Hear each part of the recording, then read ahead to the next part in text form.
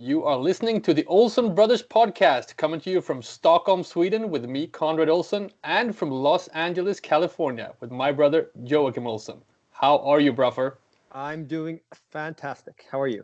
I'm very, very good. This is quite the event, quite the resurrection, quite the reunion. We had a highly successful podcast 3 years ago, It's actually four. 4 years ago. Not sure why we stopped. It was a crazy time, long time ago. It's a long time ago. I actually listened to about, you know, 15 seconds or so of one of the last episodes, and it felt like another decade, even, and I guess it was in a way, and even this spring when we are recording this, in the midst of all the shenanigans in the world, it feels even longer ago. Yeah, different world. Well, I guess that's kind of part of why we decided to start this thing back up again. It's a crazy time, and I feel like it's a time where people are more active on social and doing more Instagram live type feeds and just trying to connect in creative ways because we Right. can't actually go out and have a beer and talk to each other. So this is sort of our way of doing that. And I think for us, it's sort of like a convergence of that, what you just said about social, about podcasting becoming this sort of remote thing that people are doing. I mean, obviously, all the established podcasts are now doing their interviews remotely. But this sort of came together, and I think we've been talking about it for a year to resurrect this podcast. But a little over a month ago, I started doing my evening walks with my dog Bundis every evening, calling a family member. Yeah. Family member in the Umeå in the north of Sweden where our parents live, and our middle brother, number three, speaking to my brothers in the States, speaking to our cousin Agaton in New York. It became this sort of thing where I haven't talked to you guys so much, so recurringly, I think, ever. Yeah, for sure. I appreciate it. I think our older brother was doing the same thing. He was calling me on Saturday mornings for no apparent reason, and every time he calls me out of the blue, I assume something's wrong with the business because we're partners. But he was just calling to check in. That's good. I mean, in some ways, I definitely feel closer. Like the people in my life that I was already close to, that I was already hanging out with, my closest friends, we're even closer now. Like we'll do these. I feel awkward if I don't do a check-in call 5 times a day. Like we have this group here in the Valley. It's 3 families, and we all have kids that are exactly the same age. And we go on trips together, and we hang out all the time. And we have this group text message chain. And I didn't know this, but if you have 5 people in a group text, you can go in there and hit FaceTime. And you can do a FaceTime with 5 people at the same time. I didn't know that before the pandemic, but that happens like 5 times a day. Just to Right. check in. So I think people are sort of starving to hang out and all that stuff. But in Sweden, you guys are hanging out. Nothing has changed. A lot has changed, and let's not get Based on into. what I see on Instagram, people are they're going to restaurants, they're going to bars, they're having these dinner parties at people's homes, that people are coming over. I'm exaggerating a little bit, but you guys are definitely not taking it as serious as the States. I think there are other radio channels, podcasts where you can discuss the Swedish reaction Okay. to the pandemic, and Sure. but for sure, in all honesty, and just to set the scene here a little bit from my end. And we promised each other that this was going to be a positive podcast. That's why I don't want to get into sort of the politics of that. But the situation in Sweden is obviously different from other countries. Obviously, the schools are still open for the younger ones. My daughter's still in school. I take her there every day. Restaurants are still open, even though they're pretty empty. So I think there's a sort of a voluntary lockdown that goes into how Swedes think about this, and I think how the Swedish government think about this is that they want it to be some kind of voluntary action from the people. But sure, it's different, and I know even talking to my friends in Denmark, it's very, very different. So when I'm, walking around, maybe taking a walk downtown with my daughter after school, just to get some air, there are definitely people around, and that's not something that you may be seeing in Copenhagen, for instance. So there's a difference for sure. Yeah, it's really weird here in LA. People are very friendly. If you take walks in the hood, like everyone is smiling and nodding and saying hi, but that's typically what they do anyways. But if you go to the store, in the parking lot, it looks as though every single person sitting in the car is about to rob the place, because we all have to have these face masks and gloves, and people tend to wear sunglasses, right? So it's these like a bunch of bank robbers It's like the beginning of a Michael Mann movie or something. Whole Foods parking lot. I know. It's a weird time. I haven't thought about that. So how many days are we into the everyone needs to wear a face mask rule? I think that's like a weekend, and people are walking around in my neighborhood, just walking their dog with a face mask and gloves, just to be safe. And it's really just to protect other people if you have it and you're asymptomatic. So it's just a courtesy. That's fascinating. So we are recording this on Monday, April 6th. So it seems like every podcast I listen to, every interview, I listen to a lot of podcasts right now, and sort of news sources, and they're all trying to define what day it is, because it feels like it's been changing so much every day. You need to know what perspective you have on the conversation. Right.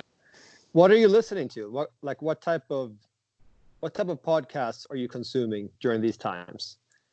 Well, I think I've started consuming the Monocle podcast, the Monocle Radio, Monocle Magazine Radio, Monocle 24, I think they call it.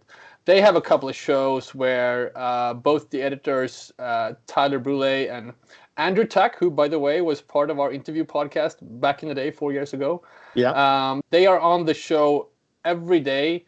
They are reporting it from a truly sort of global perspective, which I like. So it's Tyler is in Zurich, where they have the office. Andrew is in London, but they're reporting it from their sort of correspondence all over the world, which gives it a kind of a reassuring global perspective. Somehow that soothes me not to get only the Swedish perspective, or obviously it's Swedish American perspective for me when talking to the family. So right. So I like that, and it's also pretty sane in a way. It's a calm conversation, even though it's news driven. So they report on the daily activities, but it's not the sort of hectic 24-hour news cycle bonanza. Yeah. No, because I found that even like during these times, I'm staying super positive. Like I've made it a mission to be extremely positive during these times, and that's working out for me.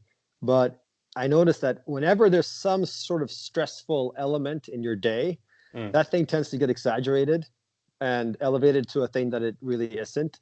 So if there's something happens that's stressful, some business thing or whatever, it tends to feel extra stressful. So I've limited my news intake. First of all, like the hours in the morning, there's no Instagram, there's no news. So up until noon, I don't check anything. So I get those like magical. You managed to make it for that long? Yeah. Wow. Every day. And actually, the longer I've been doing this for about 2 weeks now. The longer I've been doing this, the later I will check the news. Right. To the point where I might even check the news at 6 at the end of the day.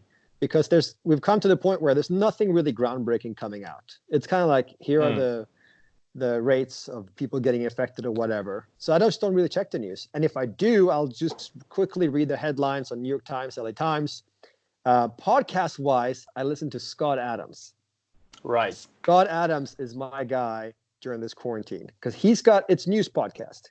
Scott Adams is the creator of Dilbert comics, and he's also an author and like, life, simulation, hacker as well. He's got a different perspective. I don't listen to his daily because I haven't tapped into that. I haven't sort of found the frequency to add that to my life, but I have listened to his interview with Tim Ferriss, which I think is a great introduction if you don't know who he is. Right.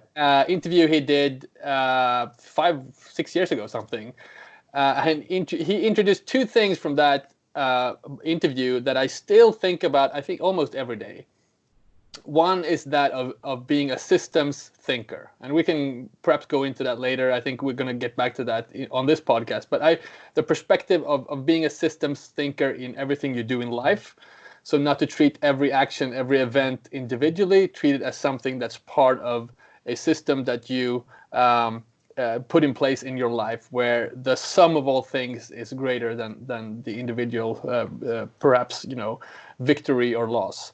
And the second thing I took away from that podcast was his sort of end advice, the ultimate advice to anyone, anywhere in the world. Yeah. 2 words: be useful. And he says it works every time. Yeah. If you're being useful to your surrounding, to your family, to yourself, try to be useful. And this, I think, goes back to what you were talking about just a second ago about being positive. If you're being useful, you put yourself in a positive trajectory in a sense. So, but I learned recently that Scott Adams also had this. Was it coffee with Scott Adams, or? Yeah, he sits in front of the computer and have coffee and talks for an hour every day. It's a Periscope. It's a daily Periscope, which later goes up on YouTube, and I think you can listen to it on podcasts as well. Right. But he goes over the news, and he has a different filter on the news. Like I guess his thing is he's looking at it from a persuasion filter, and he's written a book about Trump, and how Trump is a master persuader, and how people think that Trump is an idiot, but as a matter of fact, he's really good at persuasion. Regardless, his take on the news is very positive, and like his whole demeanor is positive. And I think that like I was listening to some interview with, I think it was Gary Vee he did an Instagram live, and he was saying like during these times, people's true nature comes out. So if you were a positive person before COVID-19, you're going to be a positive person now. If you were a negative person before COVID-19, you're going to be a super negative person now. I think that's very true. I can see that. So Gary Vee is obviously Gary Vaynerchuk, famous wine entrepreneur, sort of a business speaker of grandiose measures, millions of followers on all types of social medias. He has an ad agency with hundreds of employees as well. Some kind of a media agency. Yeah. He also has, which something I am very, very preoccupied in my own business right now. He has a take on content today that's super interesting in that you have sort of one original piece of base content or main content, and then you chop it up and push it out into all these kinds of social medias: Instagram stories, Instagram TV, LinkedIn, Facebook, TikTok, all that. We can go into that later. I'm sure I'll come back to it. He's an intense guy, so it's kind of like you have to, if you're into Gary Vee, it's kind of like your news diet. You have to diet your Gary Vee intake because it kind of jacks you up. I unfollowed him several times because it's just too much. Too much advice. It's like you don't always want to hear advice from people. You know what I mean? Right. It's a little bit too hectic, and he's intense, but he's good, I guess, like mostly for younger people. I think it's mostly for people in their 20s, right? They're just starting out, who want advice and are feeling lost. Well, speaking of being positive, and speaking of Monday the 6th, did you read the New York Times today? I did not, but yes, I did get your link that you sent to the brothers. That is super cool. So you're going to be featured, you are featured online and in print on Thursday. Yeah, supposedly it goes in print on Thursday. So there's an article out in New York Times today. So I'm unshamedly going to self-plug this and use it. But there's a backstory here that goes into our relationship, you and me. So New York Times phoned me up a couple of weeks ago, wanted to talk about some posts I had done on Instagram where I had dressed up in a suit while working from home. So this really talented writer, their sort of cultural critic and menswear editor, whose name escapes me now. Sorry, Gay Oh God damn it! So we promised each other not to edit this. This is and I'm gonna this have is the to. last. I'm This gonna is have the last to. article he'll write about you. Guy Trebay, who's a wonderful, wonderful writer.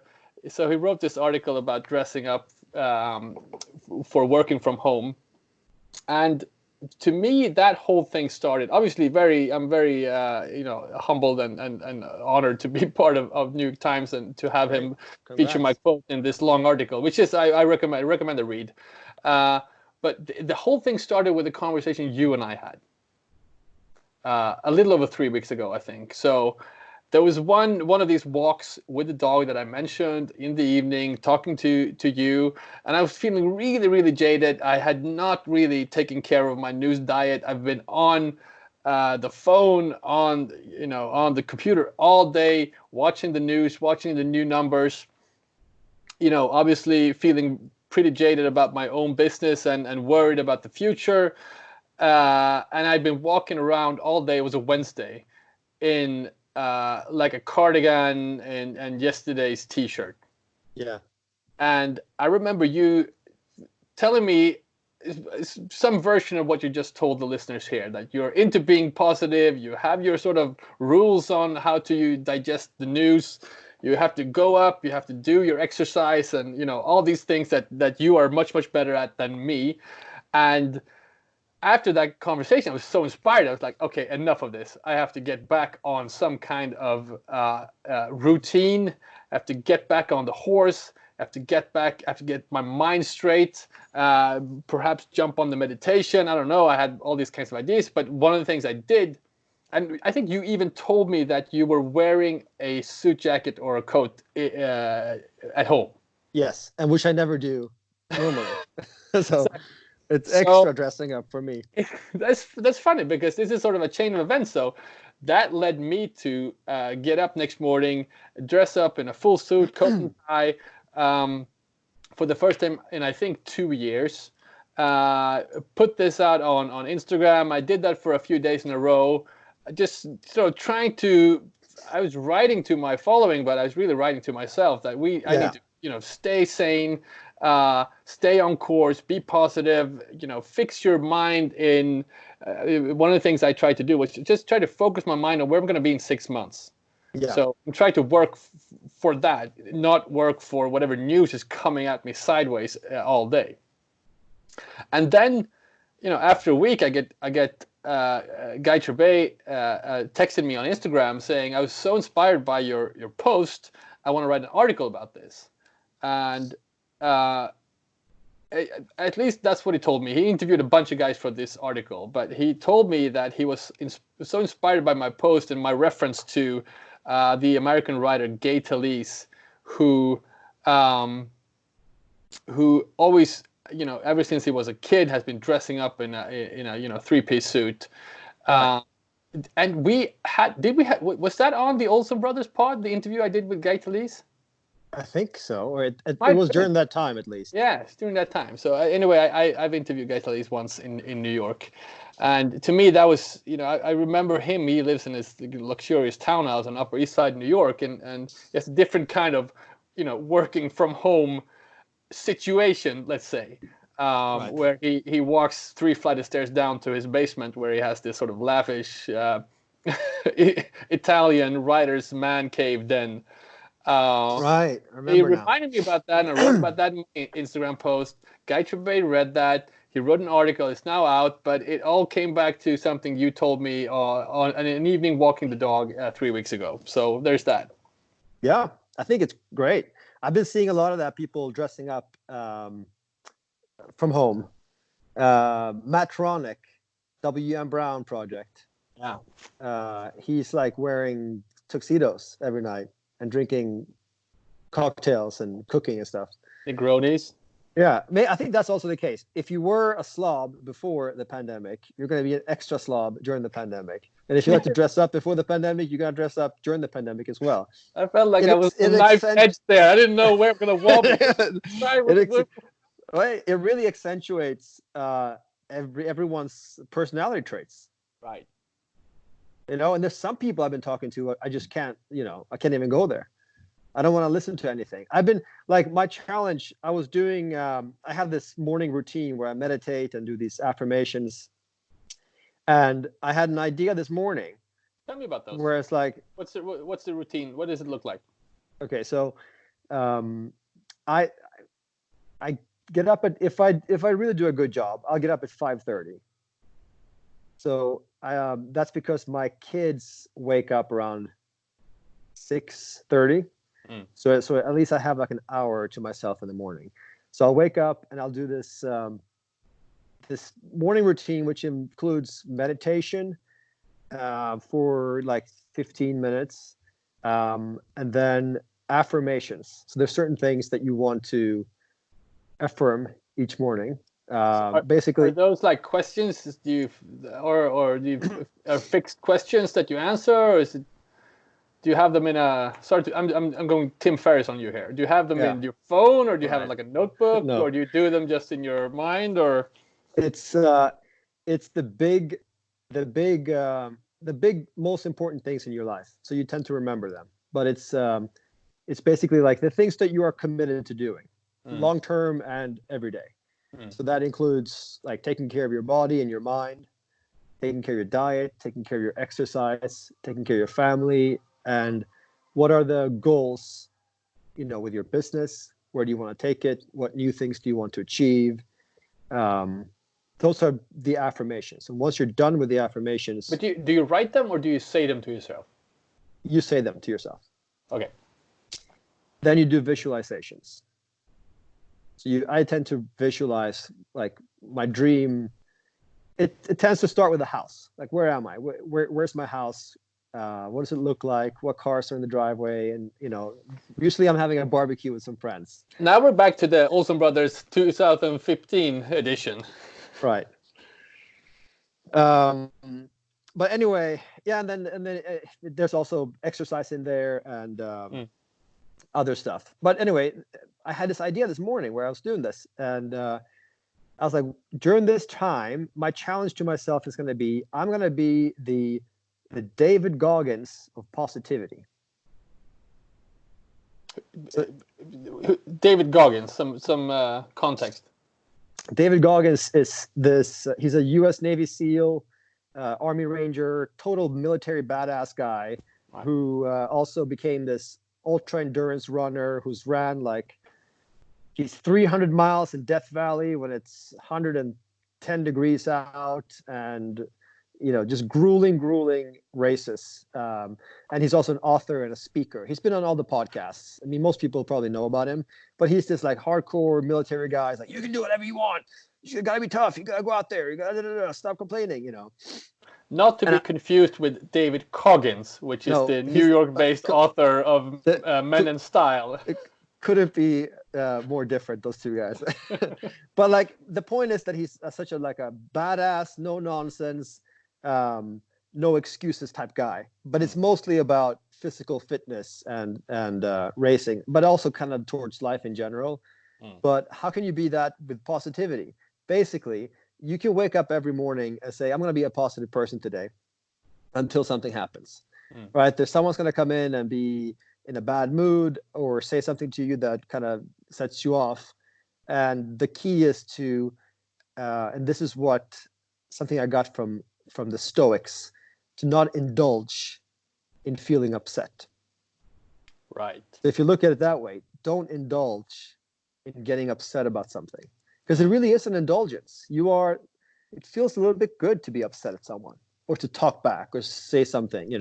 If you just don't indulge in those feelings, you can stay positive all day long. And I've been doing it for half a day, but I've managed to take at least one conversation that I had this morning, which was not negative, but it was a little bit filled with fear about what's going on, and completely turned it around. And everyone ended the conversation on a much better note. So what happens if you're just this positive person, this force of positivity? I think you can affect not only your own life, but also the lives of those around you. For sure. And there, what's the saying? Go first. Right.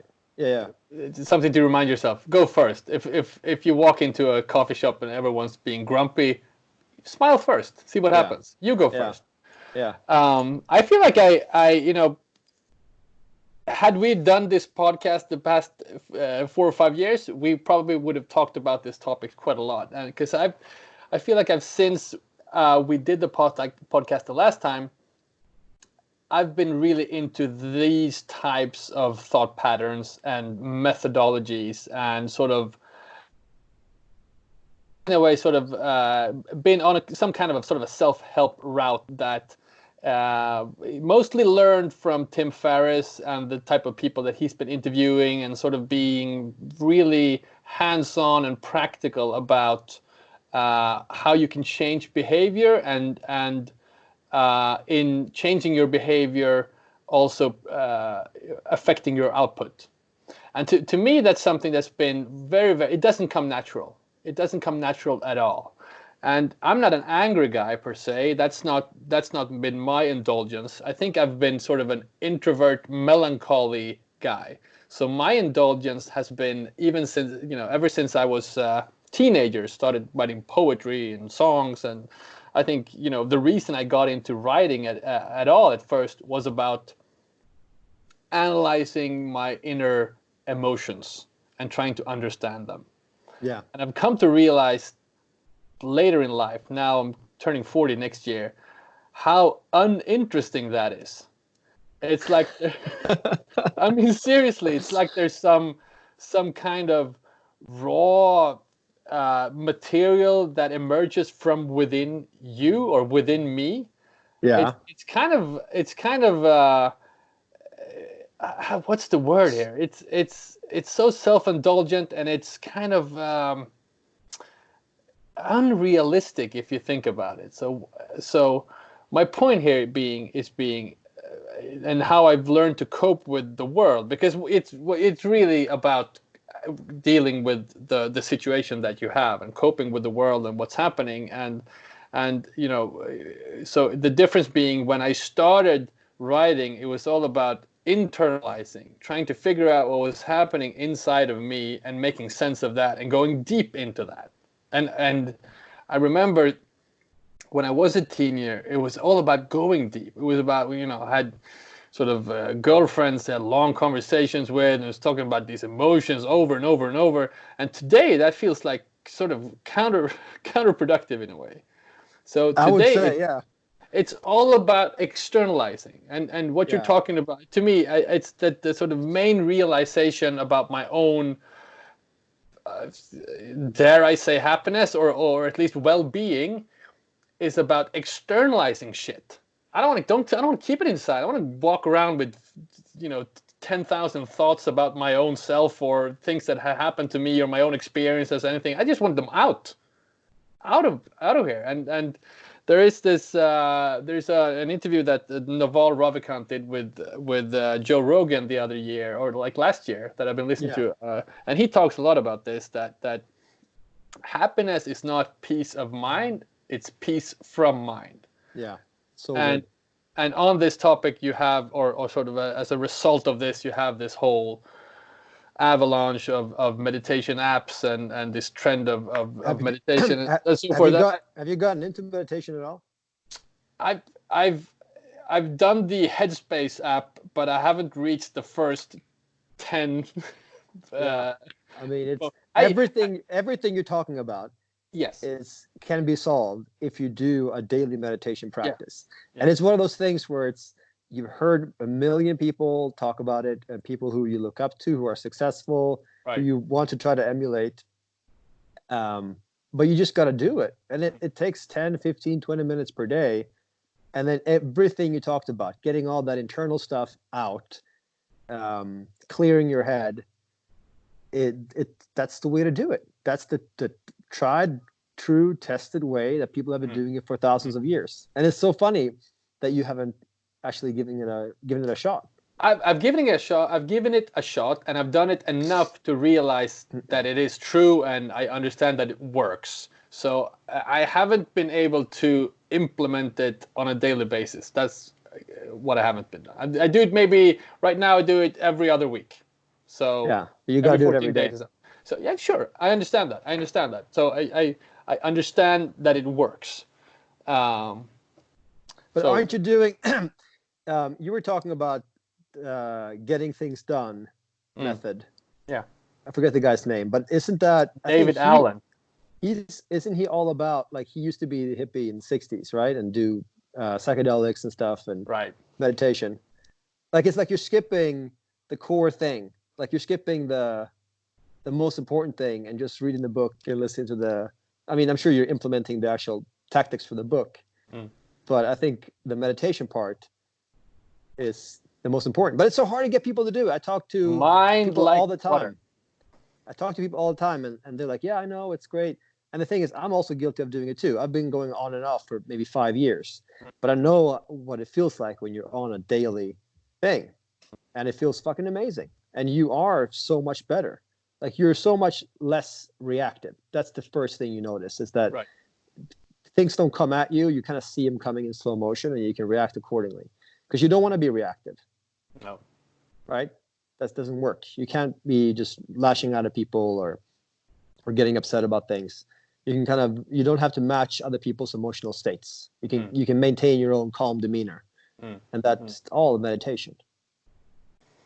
I find that implementing new routines is the most difficult thing to do in life. Okay, I have a podcast episode you got to listen to. Okay. There's a guy, if you have the Google machine in front of you, he's got a book called Atomic Habits. David Glass, I think his name is. Atomic Habits is the book. And he did an interview with Rich Roll. Do you know Rich Roll, the vegan guy in Malibu? Yeah, sure. The runner. Right? It's like triathlete. So you really only have to listen to the interview to get the gist of his thing. But he's got a book too. I didn't buy it. I haven't read it yet. Atomic Habits. Atomic Habits by David Glass. David Glass. It is friggin' awesome. That interview will blow your mind. Like, that will you'll realize the things that you've done in the past that haven't been working. And he just kind of like shatters a lot of these myths about how to implement new things in your life. It's like there's really a system for how to do it. And I listened to the interview because at the beginning of this year, I did first of all, I got a personal trainer. That's number one, in January. And I also did January completely sober. So I didn't have a single drop of alcohol or anything else all of January. And I'm not like a heavy drinker, but I'm a casual drinker like most people. A couple of bottles of wine per night. And kidding. Plus the Negronis. Yeah. And so it was really good. So that was really implementing new habits, because you're like, first of all, the personal trainer, the diet was grueling. He had me do a cut where I lost body fat in the beginning.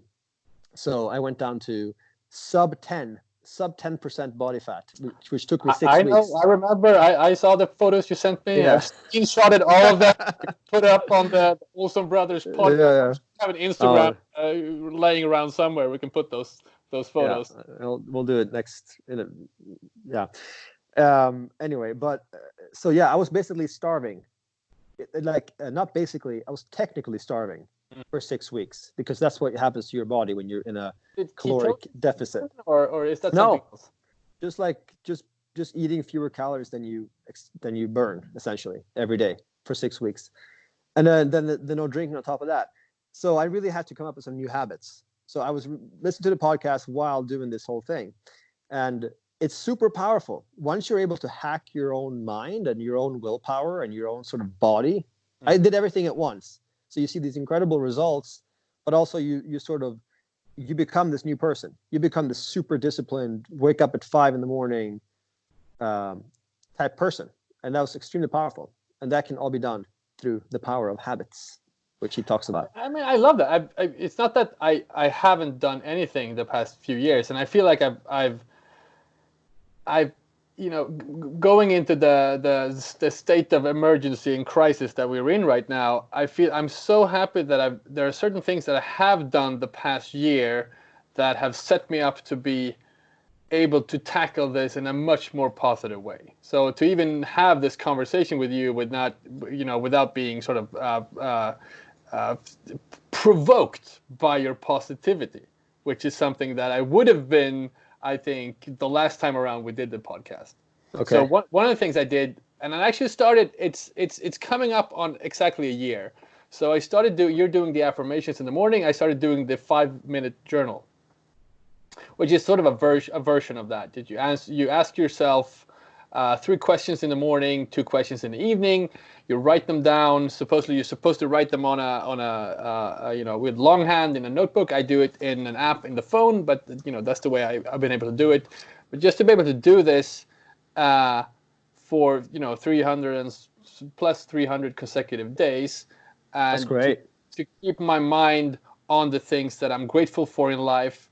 I guess people can look it up. It's the 5-minute journal. It's all over the place. But for the sake of people listening, we can just write read the questions right out. So it's the 5-minute journal. In the morning, you write 3 things you are grateful for, and you actually complete the sentence. I am grateful for dash dash dash. What would make today great? And then there's the daily affirmation where you go into the stuff that you're mentioning. And in the evening, you say 3 amazing things that happened today, and how could I have made today even better? Now, Great. if I would have, if someone would have told me 10 years ago, this is something you should do, me being a sort of a jaded, cynical writer, I think I would just call this bullshit and self-help, shenanigans, and would never even touch it. Yeah. Today it's become one of the most important things I've ever done, in how it sets your mind up for exactly what you're talking about with meditation. Is you're able to deal with things throughout the day in a much more non-reactive manner, and you're sort of sticking true to yourself in a way that I haven't been able to do before, and which the result of that is that I'm more true to my art and craft and the stuff that I want to accomplish during the day. Because you're doing it with intention. Which is sort of counterintuitive to me, because I would 10 years ago I would say that I have a certain kind of, I don't know, coolness or certain kind of language or certain kind of tone in my life or in my writing or in the stuff that I want to accomplish, that it has nothing to do with the sort of self-help questions and rhetoric that we're talking about now. So to me, it's very counterintuitive to do this sort of, because it's what's the word? It's trite. It's sort of banal in a way to say what you're grateful for every morning, but it really works. Yeah. Well, I mean, the cool thing to do now is to do all these things. I mean, the world has become more of a hippie type environment. So, I mean, at least in Los Angeles, it's always been like this. It's not weird if you talk about doing affirmations or these types of things. Meditation has always been a thing. But maybe in Sweden, it's a little bit different. No, it doesn't come natural. I mean, obviously, there's a startup culture here as well. You see a lot of the startup culture in Silicon Valley are inspired by these types of thinkers and the sort of the stoicism and all that. So it gets sort of implemented through there. From the world of fashion that I've been in for the past sort of almost a decade, you really don't see that. But no, that's one of the reasons I'm trying to get out of fashion, but we can talk about that in another episode perhaps. Okay, cool. Sounds good. What do you think? It's been 40 minutes. Should we call it? I think this has been a nice round conversation, and it actually sort of ended up somewhere. Yes. It was perhaps, I think, the most important thing that I wanted to accomplish with this first inaugural episode, and hopefully we'll be able to do this every week or so, was to convey this message of being positive, and hopefully this conversation that we will be able to have helps us stay on course, or it will definitely help me in any way. Absolutely. Let's do it. It's going to be great. We're going to come out of this thing better than we came in. 100%. Wonderful. So This has been the Olsen Brothers podcast. We are, existing on social platforms everywhere. I'm Konrad Olsen, at Konrad Olsen on Instagram. You are at Joakim Olsen LA. Yep. I'm also on LinkedIn increasingly. Less so on Twitter, but I think Instagram is the best way to reach out to us. This has been sort of a pilot case for our podcast. I think we should do this again. What do you think? Absolutely. All right. Let's do it. Good stuff. Talk to you soon, broffer. Okay. Talk soon. Bye. Wonderful. Bye.